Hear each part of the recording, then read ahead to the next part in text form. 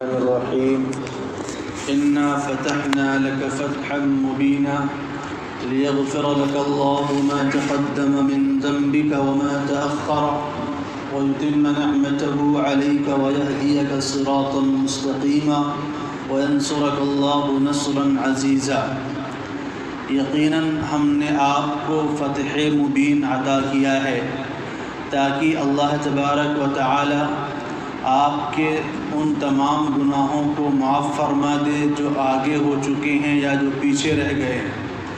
اور آپ کے اوپر اپنی نعمتوں کو مکمل فرما دے اور آپ کو صراط مستقیم کی طرف رہنمائی فرما دے، اور اللہ تبارک و تعالی آپ کی خوب مدد فرمائے۔ یہ سورہ فتح کی ابتدائی آیتیں ہیں، اور فتح سے مراد یہاں پر فتح مکہ ہے۔ اس آیت کے اندر یا اس سورت کے اندر اللہ تبارک و تعالی نے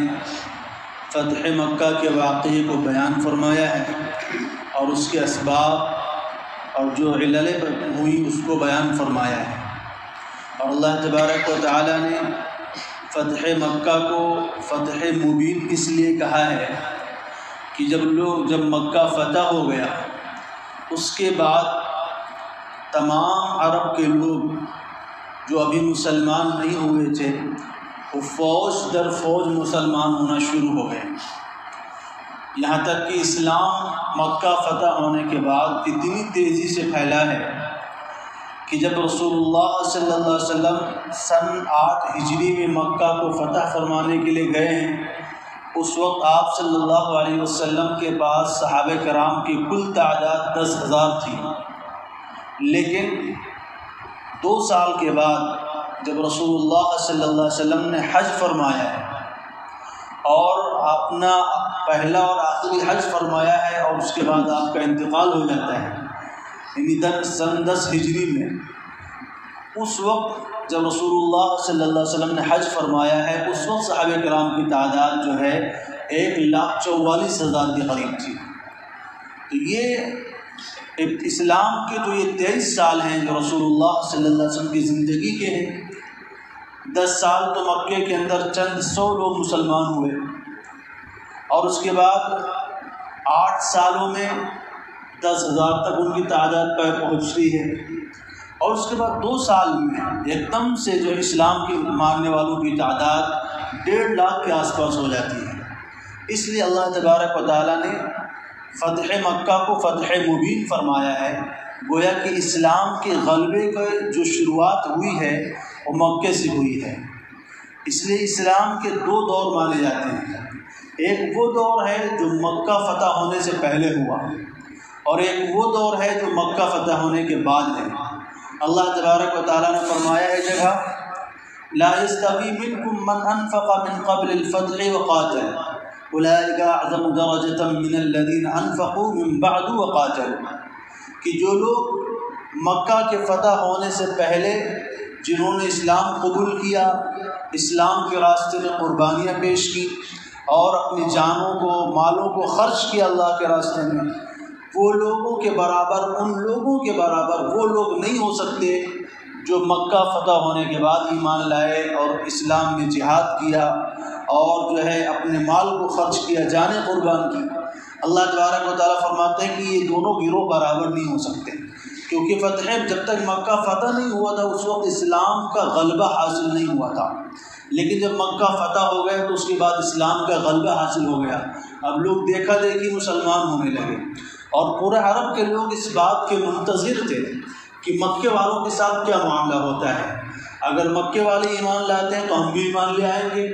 اور اگر مکے والے ایمان نہیں لاتے ہیں تو پھر ہم بھی ایمان نہیں لائیں گے۔ اس لیے جب تک مکہ فتح نہیں ہوا تھا عرب کے آس پاس کے لوگ جو ہے ایمان قبول نہیں کر رہے تھے، لیکن جیسے ہی مکہ فتح ہو گیا اور فوج در فوج وفود در وفود رسول اللہ صلی اللہ علیہ وسلم کے پاس آنے لگے، کئی سے لوگوں کی جو ہے وفود آتے تھے اور آ کر ایمان قبول کرتے تھے اور جایا کرتے تھے۔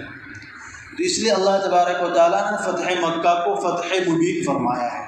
اور فتح مکہ کا سبب کیا بنا؟ سن 6 ہجری میں رسول اللہ صلی اللہ علیہ وسلم نے ایک خواب دیکھا۔ خواب کیا دیکھا کہ رسول اللہ صلی اللہ علیہ وسلم احرام کی حالت میں مکہ میں داخل ہوئے ہیں، اور بڑے ہی اطمینان اور جو ہے امن و سلامتی کے ساتھ عمرہ فرمایا ہے،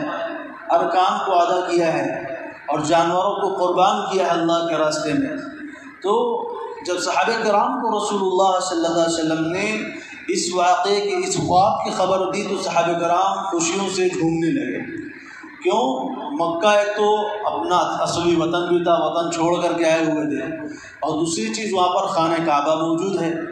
جس کے دیدار سے تقریباً 6 سال سے محروم تھے۔ جب سے مدینہ آ گئے مکے میں جانے کی فرصت نہیں ملی تو اس کے دیدار سے بھی محروم تھے، حج بھی نہیں ہو رہا تھا۔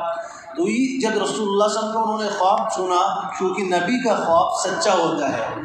عام انسان کے خواب کے بارے میں یہ نہیں کہا جا سکتا کہ سچا خواب ہے، کیونکہ عام انسان کو جو خواب آتے ہیں وہ 3 طرح کے ہوتے ہیں۔ ایک وہ خواب ہوتا ہے جو حدیث نفسانی جس کو کہتے ہیں۔ حدیث نفسانی کا مطلب یہ ہوتا ہے کہ انسان بہت ساری باتیں دل میں سوچتا رہتا ہے، فلاں کام کرنا ہے، یہ کام کرنا ہے، وہاں آنا ہے، یہاں جانا ہے، وہ ساری باتیں انسان سوچتا رہتا ہے، پھر رات کو وہی چیز خواب میں دیکھ رہا ہوتا ہے کہ میں وہاں گیا تھا یا میں نے فلاں کام کیا تھا۔ تو یہ حدیث نفسانی کہتے ہیں کہ انسان کے ذہنی خیالات، انسان جو چیز دن میں سوچتا رہتا ہے خواب میں اسی چیز کو دیکھتا ہے، تو اس کو کہتے ہیں حدیث نفسانی۔ اور ایک وہ خواب ہوتا ہے جس کو القائے شیطانی کہا جاتا ہے۔ القائے شیطانی کا مطلب شیطان انسان کو کچھ خواب دکھاتا ہے، یہ ڈراؤنے خواب اور جو ہے خوف والے۔ انسان دیکھ رہا ہے کہ میں بلڈنگ سے گر رہا ہوں، کہیں پہاڑ سے گر رہا ہے، کہیں پر بہت سارے جو ہے دشمنوں سے گھرا ہوا ہے، کہیں پر سانپوں سے گھرا ہوا ہے، کہیں پر کچھ ہو رہا ہے۔ تو یہ جو برے خواب ہوتے ہیں اور ڈراؤنے خواب جو ہوتے ہیں یہ کیا ہوتے ہیں؟ شیطان کی طرف سے ہوتے ہیں، ان کی کوئی حقیقت نہیں ہوتی ہے۔ رسول اللہ صلی اللہ علیہ وسلم نے فرمایا کہ جب تم میں سے کوئی انسان ایسا خواب دیکھے جو انسان کو گھبراتے ڈراؤنا ہو تو اس کو کیا کرنا چاہیے کہ پہلے تو بائیں طرف 3 مرتبہ تھودکارنا چاہیے، یعنی ہلکی سی تھوک جو ہے نکالنا چاہیے بائیں کندھے کی طرف، اور اس کے بعد اعوذ باللہ من الشیطان ومن شرہا پڑھ لینا چاہیے، اعوذ باللہ من الشیطان ومن شرہا۔ تو اب کیا ہوگا کہ وہ کتنا بھی برا خواب ہو اس خواب کی وجہ سے تمہیں کوئی نقصان نہیں ہوگا۔ تو یہ 2 خواب ہوتے ہیں، ان کی کوئی حقیقت نہیں ہوتی، جھوٹے خواب ہوتے ہیں، ان کی کوئی سچائی نہیں ہوتی ہے۔ اور ایک وہ خواب ہوتا ہے جو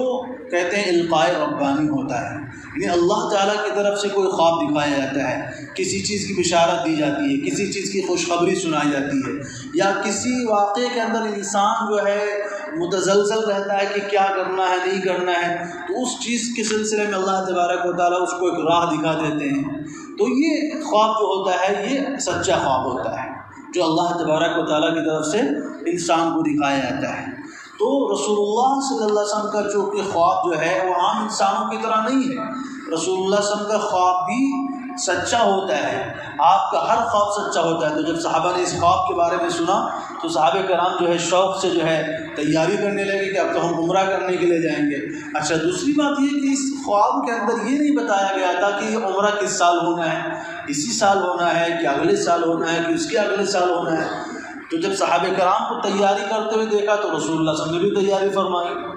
آپ نے بھی جو ہے غسل کیا احرام اور جو ہے نئے کپڑے پہنے اور اپنی اونٹنی پہ سوار ہوئے، اور صحابہ کرام کی ایک بڑی تعداد جو ہے رسول اللہ صلی اللہ علیہ وسلم کے ساتھ شامل ہوئی، جس کی تعداد تقریباً 1400 تھی اس وقت۔ یعنی جب حدیبیہ کے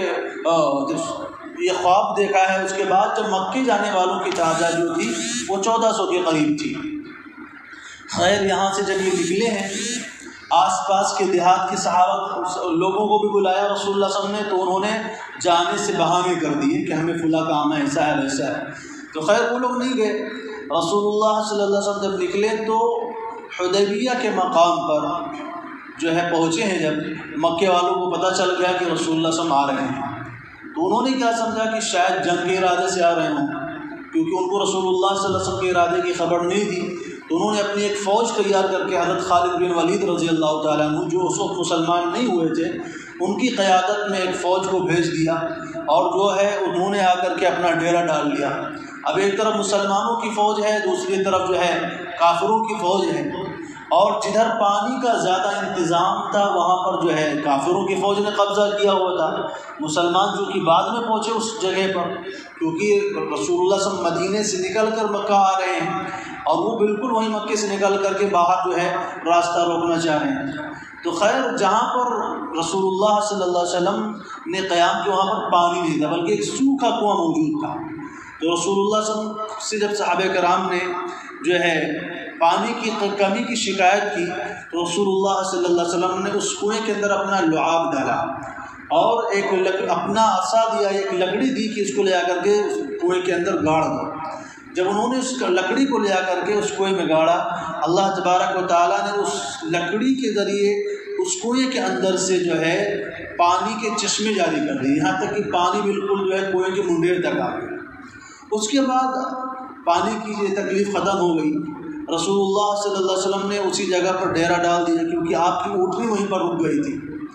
جب آپ کی اونٹنی رک گئی رسول اللہ صلی اللہ علیہ وسلم نے اس کو چلانا چاہا لیکن وہ چلی نہیں، تو رسول اللہ صلی اللہ علیہ وسلم کو اشارہ معلوم ہو گیا کہ شاید یہ جو خواب ہے وہ اس سال پورا ہونے والا نہیں ہے. فرمایا کہ مجھے میری اونٹنی کو اسی ذات نے روکا ہے جس نے ابرہہ کے لشکر کو روک دیا تھا مکہ میں داخل ہونے سے. اس کے بعد رسول اللہ صلی اللہ علیہ وسلم نے اپنی قوم کے تعلق سے یہ بات فرمائی کہ یہ کیسے نادان لوگ ہیں کہ ہمارے مقابلے پر آ گئے ہیں، جنگوں سے یہ آدھے ہو چکے ہیں لیکن پھر بھی یہ جنگ سے باز نہیں آ رہے ہیں. ان کو تو یہ کرنا چاہیے تھا کہ ہمارا معاملہ عرب والوں کے حوالے چھوڑ دیتے، اگر عرب ہم پر غالب آ گئے تو ان کا مراد پوری ہو جائے گی، اور اگر ہم عرب پر غالب ہو گئے تو ان کی عزت ہو جائے گی، ان کی قوم کی جو ہے سربلندی ہوگی. لیکن یہ لوگ مانیں گے نہیں. خیر رسول اللہ صلی اللہ علیہ وسلم نے فرمایا کہ اب کوئی بات چیت تیار ہونی چاہیے، بات چیت کا راستہ ہونا چاہیے. تو وہاں سے کچھ لوگ ادھر آئے بات چیت کرنے کے لیے، کچھ لوگ ادھر سے ادھر بات چیت کرنے کے لیے گئے. 2-3 مرتبہ آنا جانا ہوا. آخر میں عروہ بن مسعود ثقفی جو اس وقت مسلمان نہیں ہوئے تھے وہ تشریف لائے. انہوں نے آ کر کے کیا دیکھا کہ رسول اللہ صلی اللہ علیہ وسلم جہاں پر قیام کا فرمائے ہوئے ہیں تو صحابہ کرام بالکل آپ پر قربان ہو جا رہے ہیں. یہاں تک کہ آپ وضو فرماتے ہیں تو وضو کے پانی کو نیچے گرنے نہیں دیتے ہیں، اس پانی کو اٹھا کر کے اپنے چہرے پہ مل لیتے ہیں.